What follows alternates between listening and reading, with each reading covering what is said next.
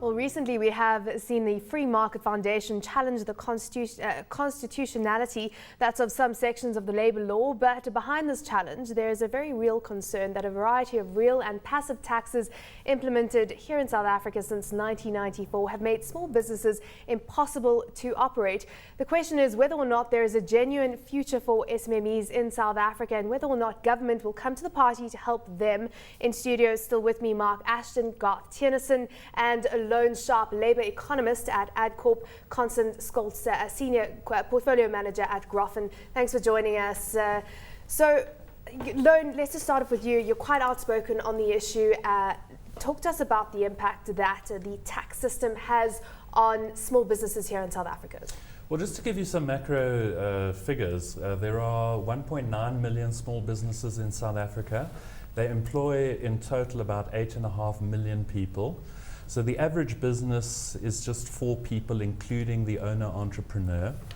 Over the last decade, the number of small businesses in South Africa has fallen by 440,000.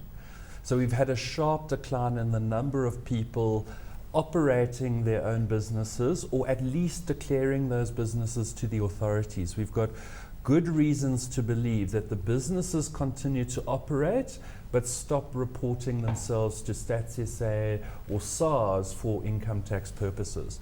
So we've got to ask, in the context of those facts, what is going on? Why is there a crisis in the small business sector in South Africa? Would you say the crisis can be directly tied to the tax system?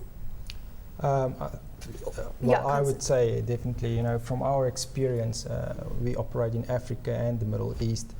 I don't think you can just tie it to one factor only. That will be pretty harsh on the revenue services. I think there's many other factors that plays major roles in these small and medium enterprises failing. So no, you cannot just tie it to one specific factor. That being said, give us your view on how the tax system here in South Africa makes life difficult or perhaps harder for small businesses, if that is your view? Yeah, I think there's definitely something that we can do. That is for sure. And I would like to reiterate on the fact that it does place a massive burden on, administrative burden on these small and medium enterprises. As my colleague said here, it is really a matter of small businesses operated by very few people, and people tend to forget that the entrepreneur needs to do everything in the business. Mm-hmm. So many times the administration or the administrative function is not done as well as it should be. So we can do a lot there in compliance, definitely, and we also saw the fact that there's many businesses that do comply, and then you see those ones that does not comply, and that has a big impact on competition. So if you can improve compliance all over the whole spectrum, and I have some examples where this happened, where government and SARS can make sure that all the businesses do comply, then I think it would be fair ground for all. Mm-hmm. Yeah, maybe give it as a practical example. So, I don't think anyone knocks the fact that SARS is a very good institution and they play a critical role in what we do here in South Africa. But, so, I can even look from my own situation. 6 years ago, crashed a small business. I'm still 5 years down the line fighting penalties and whatever it was because, at the end of the day, the business ran out of money. There was no way to be able to pay. It was never a profitable thing. It was never a hugely successful thing.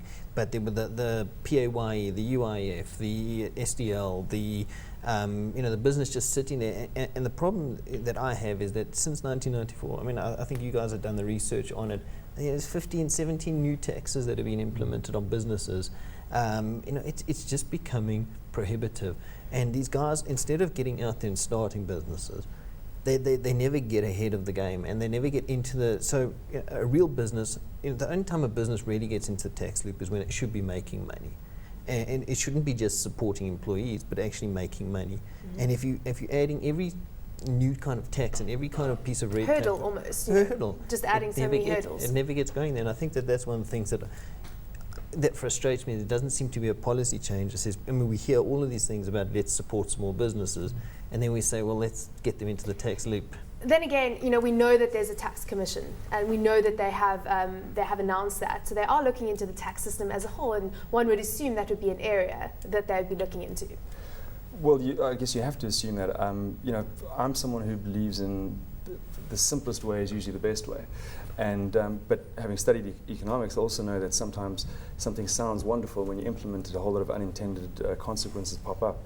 So what I wanted to ask you guys is, from someone who really knows very, very little about tax, when I see tax I freeze and run away. I would say, why don't we we're a country who needs employment, we're a country who needs more entrepreneurship, more small businesses. Why don't we just say, if your turnover is less than 5 million rand a year, and I'm just plucking that out of the sky, you pay no tax other than your VAT and the tax you're paying on procuring goods, etc. Is there merit in that, or are there unintended consequences that come with that sort of arrangement? Well, just to answer that directly, we could never do that because the small business sector is so critical for revenue generation for government. Just looking at the sheer numbers of people active in small businesses, they represent 2/3 of total employment in South Africa. So huge. It's huge. It's absolutely huge. There's no way that government could provide them with even partial relief. But I'm much more critical of government in this area. Over the last 10 years in the World Bank's annual Doing Business survey, South Africa's tax regime dropped 42 places because of the growing complexity of our tax system. I think it's one of the reasons why, labour laws being the other reason, but income taxes are one of the two main reasons why small businesses are disappearing into the informal sector. So what's the solution? Well, there's only one solution, which is to reduce income tax rates for small enterprises. Government is sophisticated enough, at least in SARS, to know that if you reduce income tax rates, income taxes probably will go up because more people are brought into the net. Because as you're saying, all those 440,000 businesses that have disappeared from the informal sector since 2006 perhaps might find a reason to be able to come back into the formal net and scope of SARS. Yeah, I think absolutely. So what we're seeing is the disintegration of the formal economy, and labour laws and income taxes are the reason. There are many, many ways that you can informalize as a small business entrepreneur. You can expense all of your costs through a private company. There are many, many ways in which the tax system encourages people to disappear into the informal sector. I think we've got to have a significant rethink. I don't agree at all that SARS is a model of efficiency in South Africa. They may well be efficient, but they're collecting way more taxes from small businesses than they should be. Sorry, if I can add there, I think one of the solutions, I'm not saying it will work, but one of the solutions that I see is that, if you take the turnover tax that has been implemented by government, which I think is a very good way of reducing this intensive administrative burden that SMEs have.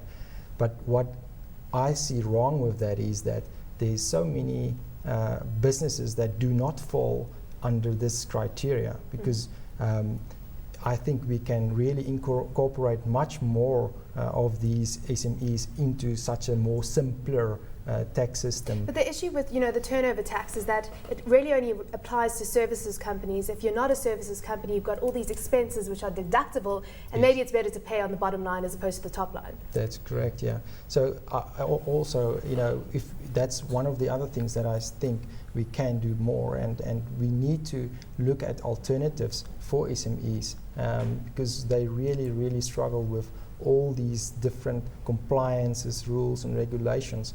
And there's other aspect also, which is your import taxes. And I think government can do a lot more to help local entrepreneurs that do wish to, grow start a business, a local product service, or more specifically products. but now is, there's not an open channel between the entrepreneur and SARS. Now, if we can resolve or get some sort of a channel, an open channel there, I think, and a partnership between SARS and the entrepreneur, you would see a lot more of these businesses to start establish themselves in South Africa. Because the thing now is SMEs they are not just competing against each other, but now also against a global market.